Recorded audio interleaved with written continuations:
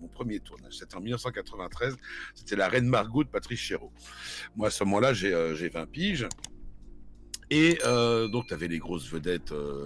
C'était quoi? C'était Vincent Pérez, il y avait Isabelle Adjani, des gens de cet acabit-là. Et il s'avère, moi donc j'étais encore à Reims à ce moment-là. Moi, encore une fois, je suis arrivé à Paris en 93, c'est-à-dire juste après. Bah, en fait, c'était le facteur de oh putain, je suis en train de connecter plein de trucs. En fait, c'était le facteur déclenchant qui m'a permis de dire à mes parents après 3 ans de fac, j'en ai plein le cul de traîner mes guêtres dans des endroits avec des profs qui en savent moins que moi.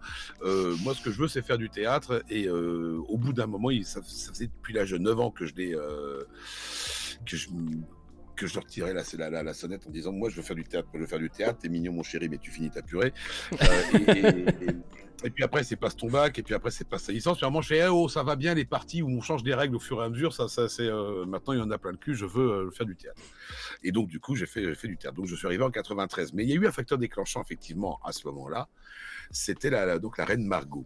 Et il s'avère que Chéreau et ses directeurs de casting, pour les petits rôles et les figurations, prenaient des acteurs du cru. Pour postuler, il fallait avoir plus de 30 ans et porter barbe. Moi, j'avais 21 ans et je portais barbe. J'y suis allé. J'ai dit tout à l'heure, j'avais toujours une gueule de vieux. J'arrive, on était, t'avais tous les candidats de la région, donc t'imagines une foule quand même assez conséquente. Ils nous prenaient par paquet de 150 pour nous expliquer ce pourquoi on allait passer le casting, machin, tout ça. Et à un moment, je crois, c'est Daniel Thompson, qui était comme co-scénariste. Daniel Thompson qui me fait « Vous, monsieur !» Moi, à ce moment-là, je fais « Oui !» Tu sais, comme à l'école. Non, c'est... Et le mec à côté, bam, ça vous qu'on parle, monsieur. Ah, mais oui, oui, madame la maîtresse, levez-vous. Et là, dans ma tête, c'est putain. Elle s'est rendue compte que j'ai 20 ans, elle va m'humilier devant tout le monde. Je me lève, je te jure que je suis pas tranquille. Elle me dit, venez près de moi.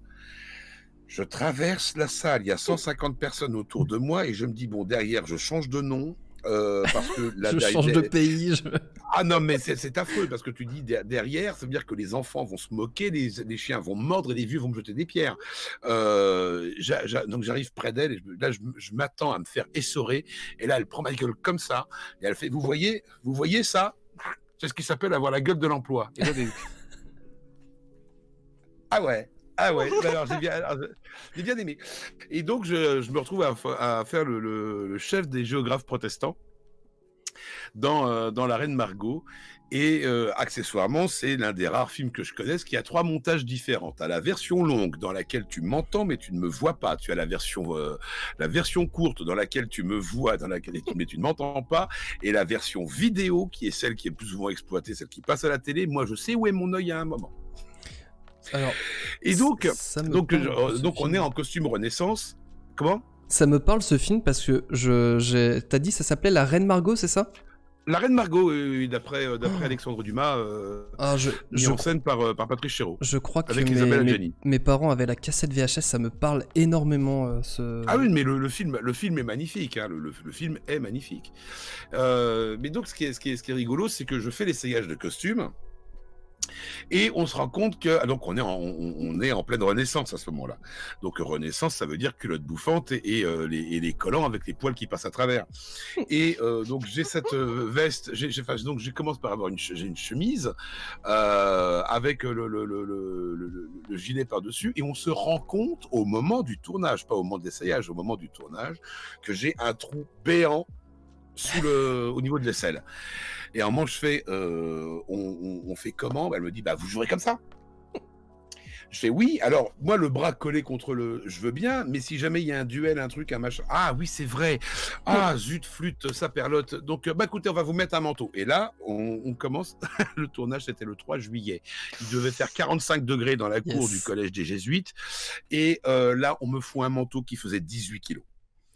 Alors, quand on te le met, là, tu vois, c'est Jon Snow, la merde, Fourrure, là, oui. sur le mur, là. Oui. Tu vois les manteaux, les machins énormes, tu te sens un bonhomme.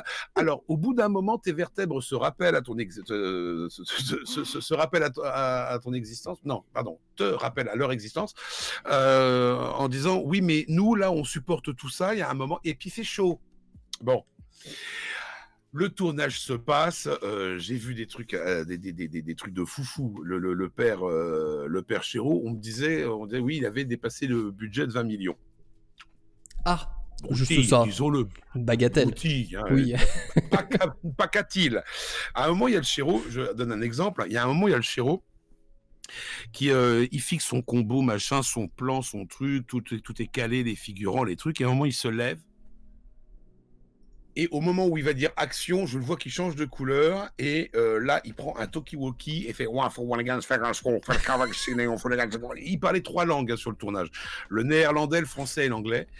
Et là, on a eu le temps de s'en griller une petite, puisque en fait, au fur et à mesure de la journée, et la course du soleil fait qu'il y a eu un rayon de soleil qui passait à travers une vitre, qui allait se refléter sur le visage d'un figurant qui était hors champ.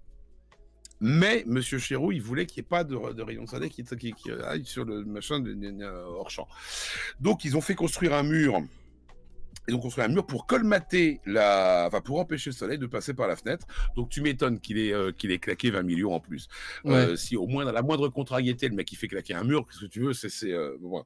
Tant qu'il construit le mur, le soleil est passé. Oui, en plus. Non, mais c'est de la déco, c'est pas un vrai mur en briques avec du ciment. Oui, mais le temps qu'il monte le bordel, non, même pas. C'était plus la même saison, le soleil était plus au même endroit. C'est non, mais là, c'était tout début juillet, donc oui. tout début juillet. Donc si, il y avait quand même la lumière quand même qui allait rester jusqu'à une partie de la soirée. Et donc, tout ça, c'est pour dire que c'était totalement démesuré et c'était assez sympa. Mais moi, c'est mon premier tournage. Et à la fin, j'apprends un truc que je revois, que je vois maintenant sur à peu près chaque tournage que je fais, c'est prendre un son seul. Donc à la fin, c'est bon, les gars, c'est le dernier plan, c'est un son seul, donc ok, son seul, mais ambiance, donc un silence habité, c'est-à-dire qu'on doit être une trentaine de personnes dans la salle. C'était la séquence où la Mole va chercher des financements en Hollande. Mais donc on est tous là, mais personne ne dit rien. C'est simplement, c'est la respiration de 30 personnes dans une salle. Moi, je suis toujours avec mon manteau qui fait 18 kilos de trop, qui fait toujours 18 kilos, et je suis engoncé dans mes collants avec les poils qui dépassent. Enfin bon, c'est Renaissance pour les mecs, c'était pas tip top. Tu me diras, pour les nanas, c'était guère mieux, mais c'est avec le plastron qui écrase la poitrine et serré comme n'est pas possible, ce qui fait que du coup, elles s'évanouissaient d'un rien parce qu'on les empêchait de respirer, tout simplement. Donc bref. Donc moi, je m'assieds, et comme j'ai une épée, évidemment. Donc, je ne trouve rien de plus malin pour tenir mon épée que de foutre la pointe sur le sol et de tenir le pommeau comme ça. Avec le manteau de 18 kilos. Donc, avec le manteau de 18 kilos, qui là, il est juste pour faire beau, il n'est pas utile dans l'histoire. Action, machin, et là, il enregistre un silence. Il enregistre pendant 18 secondes. 20 secondes, 25, 27, et là, moi, j'ai la pointe de l'épée qui commence à glisser sur le parquet, et là, si tu veux, 27, 28 secondes, et au bout de la 29e seconde, t'avais skling, là, t'as Chéreau qui bondit derrière son truc, il me fusille du regard, et il fait « Bon, allez, c'est bon, rentrez. » Il a eu très très peur. Non, mais toutes les conneries, mais tu t'imagines pas, toutes les conneries du premier tournage, je les ai faites. Toutes les conneries du débutant, je les ai faites. Se prendre le pied dans le prolong, enfin dans la rallonge entre deux projecteurs, ça, j'ai fait ça aussi. Il y avait des trucs. Ah, mais pour les histoires de tournage, j'en ai des belles aussi, parce que avant d'être illustrateur, j'ai bossé dans l'audiovisuel, tout ça. J'avais prévu de bosser en tant que monteur vidéo, mais à côté de ça, j'avais monté une association avec des potes. On était très fans de jeux vidéo, fallait qu'on en parle et tout, et puis on voulait en parler sous forme de vidéo. Et le dernier tournage auquel j'ai participé dans ma vie a été un projet avorté parce que beaucoup trop ambitieux, et c'était un ami de cette association qui voulait le faire. Alors que jusque-là, c'était moi qui m'occupais principalement de l'organisation et de la réalisation, parce que c'est un bordel monstrueux, personne ne veut le faire. Il faut bien quelqu'un pour le faire. Et souvent, ça s'était bien passé, parce que je ne sais pas pourquoi, je suis pas forcément quelqu'un de très organisé dans la vie, mais dans des projets comme ça, j'arrivais à savoir ce que je voulais, et du coup, à organiser tout ça. Je le laisse faire son projet, je lui dis, écoute, si jamais t'as besoin un moment, tu fais appel à moi. Il m'appelle pas, tout ça, il commence à prévoir le projet et tout. On relit simplement un petit peu le scénar une semaine avant le tournage. Et 3 jours avant, je lui dis, au fait, comment on s'organise pour tourner les scènes, parce qu'on a plusieurs lieux de tournage, est-ce que t'as fait le repérage et tout. Et là, je me rends compte qu'il n'avait rien fait. Et il commence à paniquer parce qu'il se rendait pas compte en fait de ce que c'était comme travail. Et je lui dis, bah écoute, on va s'occuper maintenant, je reprends la main sur le truc et on va s'occuper d'aller faire le repérage. On va faire le repérage, il a trouvé une belle petite place où justement il y a un chemin de fer qui passe, c'est pas très sécure, hein, donc quand les tournages j'ai eu tout et n'importe quoi, mais surtout n'importe quoi. Donc petit terrain vague, mais avec le RER A qui passe à côté, parce que oui, à ce moment-là j'étais en région parisienne encore. Ensuite, on va dans un parc et tout, parce qu'il avait repéré des endroits, effectivement, ils sont très bien, mais il y a quand même pas mal de monde, niveau bruit, ça va être galère, tout ça. Je fais, ok, bon. Et puis surtout, à ce moment-là, lui, il travaillait, alors je peux pas dire le nom de là où il travaillait, parce que sinon, il pourrait potentiellement encore avoir des problèmes aujourd'hui, mais il avait accès à des studios de tournage, et on avait du coup accès à un studio, de façon tout à fait illégale, un studio d'une rue ancienne de Paris. Alors là, du coup, incroyable, mais du coup, j'étais en train de dire, mais comment tu veux qu'on rentre? Parce que là, quand on va faire la journée de tournage, à un moment, on n'aura pas la chance, on va se faire cramer directement et tout. L'entourloupe, le retour. Ah mais oui, escroc jusqu'au bout dans le cinéma. Putain. On commence à réfléchir au truc, on commence à faire justement tout le découpage du scénario en scène pour savoir exactement quelle scène va avec tel décor, pour savoir dans quel ordre on le fait, savoir justement où va se faire la pause repas, comment organiser les gens qui nous accompagnent pour le son, la caméra, les acteurs, tout ça. Je fais ça en moins de 48 heures parce que du coup on n'a vraiment pas le temps, donc je me dépêche, les nuits sont très courtes, mon pote évidemment est avec moi parce que du coup il voit comment ça se prépare, il se rend compte à ce moment-là du bordel que c'est d'organiser un tournage, et le jour J, on a tous les problèmes du monde. Quand on arrive sur le terrain vague, forcément, on doit couper toutes les prises dès qu'il y a un train qui passe. Et franchement, il passait pas très très loin, donc le bruit, on l'entend. Puis t'as celui qui va vers Paris, celui qui en revient. Donc, c'est-à-dire que les prises, des fois, très très courtes. On a quand même réussi à les faire, mais on avait déjà pris un peu de retard. On devait aller au parc juste après pour profiter de la lumière. Et du coup, on s'est dit, non, là, c'est pas possible. On va profiter du fait qu'il soit déjà midi. On file au studio de tournage où il nous a fait rentrer de façon totalement illégale. On s'est retrouvé à tourner pendant 2 heures dans ce décor qui était incroyable, où en plus on faisait une scène de combat avec des guns d'airsoft. Donc en fait on avait tout pour se faire arrêter, c'est-à-dire si quelqu'un nous chopait, on avait des armes, on était sur un lieu où on ne devait pas être. Ouais, je vous conseille vraiment pas. On a eu énormément de chance. Ah, tu voulais dire quelque chose, Frédéric, par rapport à ça? Non, j'ai cru que... Non, c'était que j'ai connu ça me revient, parce que il y a quand même j'ai tourné quelques merdouilles dans ma life que je me suis dépêché d'oublier, mais ça, j'ai connu une espèce de petit film de... Pourquoi je suis bloqué? Pourquoi je suis bloqué? La caméra, elle a sauté. Attendez. Ah ouais, la caméra a sauté. Essaye de relancer, coupe-la et remets-la peut-être. Non, c'était marqué. Je sais pas pourquoi c'est marqué batterie faible alors que normalement il est batterie faible, me dit-on. Il y a marqué en attente d'une connexion de l'Ivecam. Une caméra sans fil? Non, non. Mais vous m'entendez par contre ou pas? On t'entend, oui. Alors je ne sais pas pourquoi c'est batterie faible alors qu'il est connecté. Enfin, il est branché à l'ordi, donc normalement. Ah, les petits problèmes techniques, on connaît. Ouais, mais alors, cela dit, il n'y a pas besoin d'image pour raconter Alors, attends, qu'est-ce que vous êtes en train de faire, Mamour? Non, mais c'est pour relier à l'ordinateur. Ah putain, tu peux pas passer par... Eh ben non, normalement, je devrais. Mais après, peut-être qu'il a chaud aussi un peu, le machin. Enfin bref, ça pour dire que c'était une bouse que j'ai tournée il y a quelques années, où un petit film d'horreur où on avait pareil des armes, des machins qu'on tournait de manière totalement illégale sur la voie publique. Et à un moment, il y a les flics qui déboulent, mais du coup, ils ont pu faire une apparition de motard dans le film. Alors du coup, ils étaient trop contents. Et donc, ils nous ont foutu la paix. Trop bien. Mais bon, c'était un truc... Voilà, totalement. Oh, je sais, faut pas oublier, hein, la corruption, c'est un sport national chez nous, Ouais. quand même, en France. Mais et du coup, donc pour en revenir à leur tournage, alors attends. Comment mais elle se la pète, elle se la pète. Depuis Alors- qu'elle fait des Honteuse, elle a le droit. Non, mais depuis qu'elle fait des enfants avec des acteurs, elle se la pète. Alors du coup, Moi, je l'ai connue jeune fille, une âme pure. Moi, je l'ai connue innocente. Je l'ai sortie du ruisseau, tu vois. Elle me doit tout. Ah bah bravo. Donc pour en revenir, du coup, Ah on bah, a fait ce tournage où justement on a quand même pas mal tiré sur enfin du coup des balles d'airsoft pour avoir un peu les impacts et tout. Alors on a même pété une vitre sans faire exprès. Mais on n'a vraiment pas fait exprès. En plus.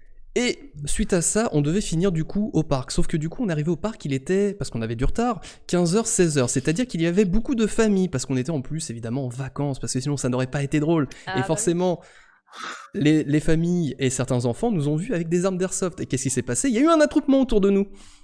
Avec les enfants qui disaient « Waouh, mais c'est des vraies armes et tout !» Et nous, on était « Non, mais là, en fait, comment vous dire qu'on essaie d'être discret, tout ça ?» Mais c'est mort, t'as une équipe de 7 personnes, t'as des gens avec des armes, des gens qui sont déguisés parce que du coup, ils sont blessés, tout ça, enfin... Et bah écoutez, on a quand même réussi à calmer le jeu, personne ne nous a dénoncé, donc ça c'est très très cool, on a pu finir ce projet... Et puis, suite à ça, c'était mon pote qui devait le monter, c'est pour ça que je vous dis que c'est un projet avorté, il l'a monté, tout ça, et on se rend compte que, bah, il va pas savoir, il va pas réussir à s'occuper de tout ce qui est son, parce que c'est pas notre formation, c'est pas la mienne non plus. Le problème, c'est qu'on n'a aucun véritable ingé son pour travailler un son comme il faut, et on n'a pas les connaissances nécessaires, et je dis, bon, je tente quand même. Lors de la première semaine, j'ai passé, je pense, 8 à 10 heures par jour sur ce montage, et je n'ai pas réussi à avancer de plus de 3 minutes sur le son, entre les bruitages, retoucher les voix pour qu'elles soient vraiment bien audibles, parce qu'on les avait réenregistrées, mais il fallait quand même qu'il y ait quelque chose, qu'il y ait un corps à cette voix. C'était un enfer, et en fait on a laissé traîner le projet, et aujourd'hui il est toujours inachevé, et c'est horrible, parce que ça a été le tournage qui nous a demandé le plus d'investissement, qui a été le plus dangereux à réaliser, parce qu'on aurait pu avoir vraiment beaucoup de problèmes. Et malheureusement, bah, ça a signé un petit peu beaucoup de choses, à la fois la fin pour moi dans le milieu de l'audiovisuel, la fin de notre association, même si aujourd'hui on est toujours très très très bons potes, ce sont toujours mes meilleurs amis, mais il y a beaucoup de choses qui se sont arrêtées suite à ça, ça a été la fin d'une période, et c'est dommage parce qu'on avait vécu de très bons moments, et en plus il y avait un des acteurs, on devait le raser pendant ce tournage, c'est-à-dire on avait prévu la journée pour qu'il y ait les scènes où il avait des cheveux, et le reste où il avait moins de cheveux, voire plus du tout de cheveux. Et il y avait la scène où on devait le raser, c'est-à-dire on ne devait pas rater cette scène, et nous on était idiots, c'est-à-dire on faisait exprès de le faire rire pendant qu'il était en train de se raser la tête, en se disant bah on n'aura aucune scène pour faire ce moment-là, ça va être terrible, et si on a réussi, mais il est jamais sorti, donc c'est la tristesse infinie. Et je pense qu'il doit me rester quelque part sur un de mes disques durs le projet, mais évidemment inachevé. Il faudra que je demande à mes amis si j'ai l'autorisation peut-être de le diffuser dans le cadre de cette chaîne, évidemment, pas peut-être sur YouTube, parce que je pense qu'ils apprécieraient pas, mais voilà. Mais j'ai une question, Cricri, oui, du coup. bien sûr. Est-ce que maintenant, justement, avec les connexions qu'on peut avoir, que tu peux avoir toi, mais qu'on peut avoir les uns les autres, il y a peut-être moyen de contacter un vrai ingénieur du son qui, du coup, serait OK pour finir le boulot. Ouais, je pense, mais en fait, le truc, c'est que Alors, comment expliquer? C'est-à-dire... Tu trouves que le projet a mal vieilli ou que c'est Alors, il a mal vieilli, vieilli, mais c'est surtout qu'il est rattaché à quelque chose qui n'est plus du tout d'actualité, parce qu'en fait, comme je disais, on avait monté une association, mais pour parler de jeux vidéo, qui était notre deuxième grande passion, enfin moi plutôt ma troisième, parce qu'il y avait le dessin quand même à un certain endroit. Le problème, c'est que du coup, on faisait de l'actualité sur les jeux vidéo, et on le faisait, mais à ce moment-là, on était On était entre 2009 et 2010, c'est-à-dire on avait beaucoup d'avance sur ce qui se faisait aujourd'hui, par exemple, sur YouTube. On faisait beaucoup de critiques ou de présentations de jeux, de let's play, tout ça, mais sous forme de vidéo, parce qu'on était formé pour faire ça. Donc on avait justement proposé plein de petits formats et tout, et ce projet s'inscrivait dans la présentation d'un jeu, parce qu'on avait fait toute une rétrospective sur un éditeur qui s'appelle Rockstar, donc tout ce qui est GTA et tout, et c'était censé parler du jeu Max Payne. Voilà, pour si jamais ça vous parle. C'était le reboot de Max Payne, je crois, qui a été fait par Rockstar à l'époque. Et je pense qu'aujourd'hui, ça n'aurait aucun intérêt. C'est-à-dire, je pense que ça dérangerait pas de montrer le projet non terminé, mais repasser du temps dessus, je suis pas sûr que ce soit vraiment... Enfin, je sais pas. Non, mais je comprends. Oui, non, Mais oui, voilà, c'est du coup, c'est à la fois un très beau projet sur lequel j'ai travaillé, et c'est une incroyable tristesse de ne pas l'avoir fini, mais comme quoi, il y a des échecs. Il y a Mo qui propose de faire le montage sur Windows Movie Maker, si tu veux. Oh là là, incroyable. Alors, sachez que j'ai commencé à faire mes montages sur Movie Maker. Il y a d'ailleurs un des vidéos du Hockey Boomer que je vous avais partagé, qui s'appelait... Comment elle s'appelait déjà ? Je crois que c'était l'ermite de la forêt. Ah oui. Ça parle à Je me rappelle. Comment vous dire que je venais d'avoir un caméscope, forcément, avec Katsuo d'ailleurs.